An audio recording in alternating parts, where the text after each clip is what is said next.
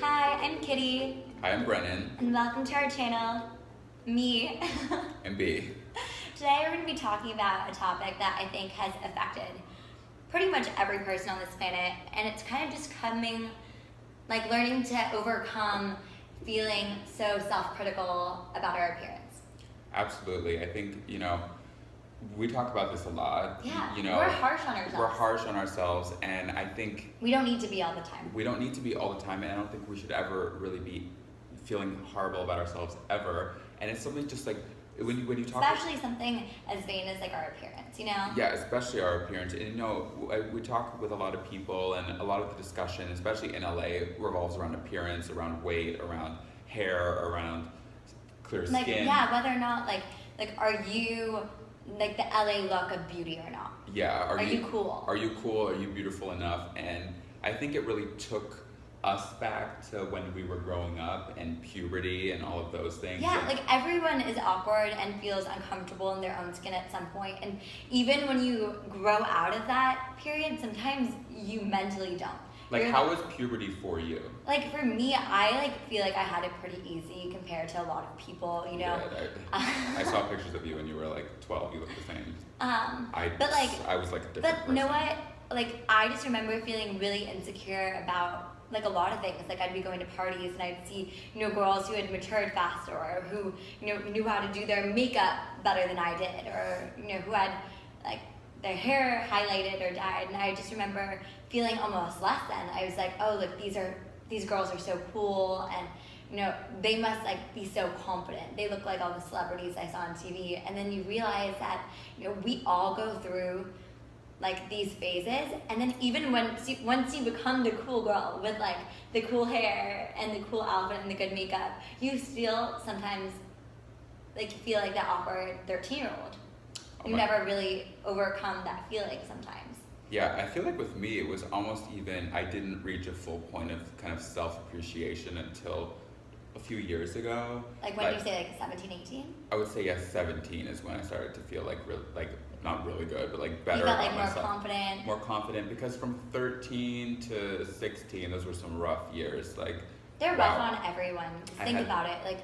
You're going through the hormonal changes. You're kind of finishing up, going through puberty. You're dealing with the stress of high school. Yeah, and I had bad skin. I had braces. I had frizzy hair. It was not cute at all. And then on top of it, when I went to a different school where we would eat there, I really hated the food, and so I really didn't eat a lot, and I got so skinny, and I was just you just weren't looking your best. I was not looking my best. I was looking really bad, and so that really got me down. I didn't feel confident or anything, and it took me a while to get to a better place. I was drinking Ensures. Oh my gosh, I think I was a really scrawny kid too. I had to do that. Yeah. Pediasure or something. Yeah, Pediasure, and just those little blue Ensure bottles to make sure I was getting enough calories. Because you weren't taking care of yourself. I wasn't taking care of myself. But I think in hindsight, don't you wish you had the mindset you have now to your younger self? Just be kind to yourself. We all go through kind of awkward phases, and even once you're done going through that awkward phase, sometimes those feelings of insecurity and inadequacy and not thinking that you're pretty or cool enough still linger. I mean, we all have mornings. I wake up some days and I'm just I just don't feel great about myself. Yeah. I don't know. I'm oh, I look pale, or my hair looks stringy, or just stupid things, and I have to remind myself Kitty, be kind to yourself. Yeah, no, absolutely. When I wake up in the morning, my hair is a mess, and I look in the mirror, I'm who is this? This is not the person I signed up to be. And, but it just... But, are you trying? I try really hard to, be more compassionate to myself. That's something that's definitely come, I feel in the last 2 or 3 years.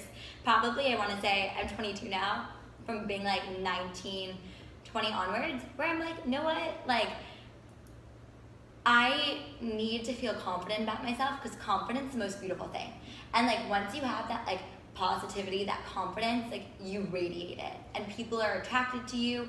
And it doesn't matter if you have messy hair, or you're scrawny, or you have bad skin or bad teeth, whatever. People are attracted to you because you feel comfortable in your own skin.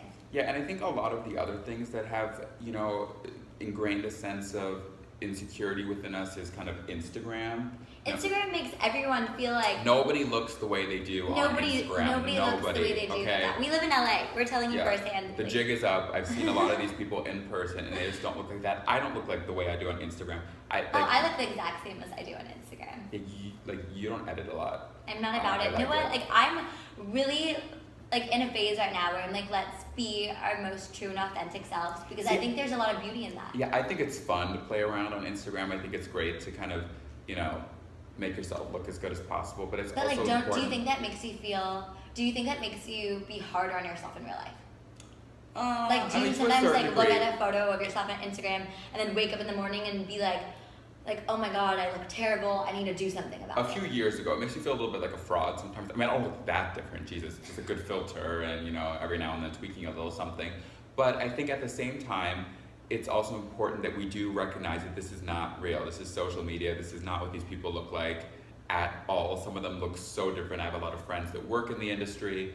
And yeah, we both do. It just kind of the jig is up, folks, but it's I think it's kind of a double-edged sword, and I think that's definitely something we should do a video on later on, like kind of social media and how that affects, our perception of ourselves and kind of the issues that a lot of it raises when it comes to our own self-esteem and our own perception of how we look and how we feel. Exactly, and something I learned a few years ago, is self-care.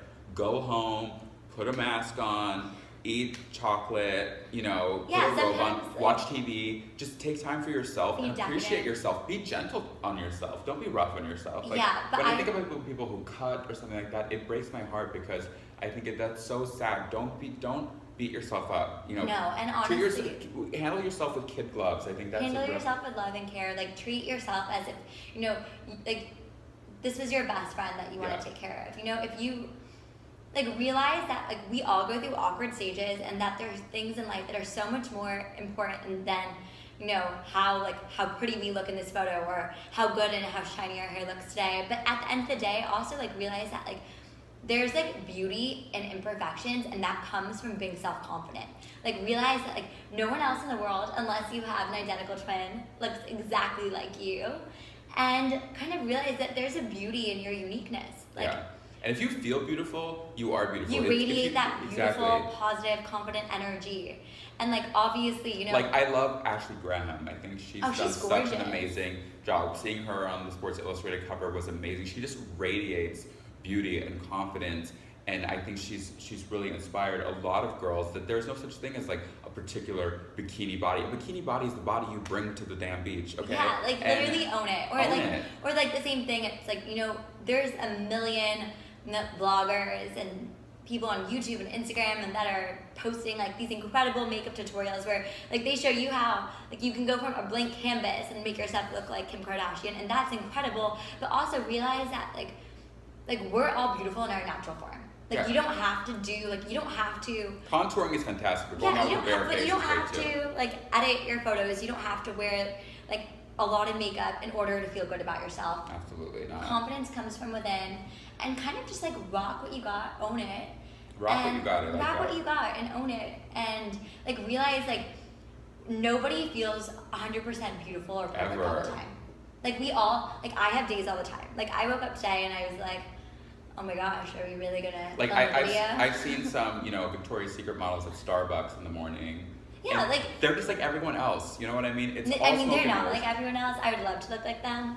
See, but that's kind of where a problem comes in a little bit. Because it's aspirational. It's a fictionalized ideal, but they don't even look the way they do on that runway. You know what I mean? You see them and they're stunning, as all people are, but no, I mean they're not perfect by any stretch of the imagination. And then also realize most of us are not trying to get 7-figure beauty contracts. We're just trying to go around our everyday life and make friends and kick ass in our careers. We're not your job is not to be photogenic. Not to be flawless all the time, because there's people backstage who make sure that they do look flawless. The models, it's not even their job to look flawless all the time. It's the makeup artists and the photographers and the editors.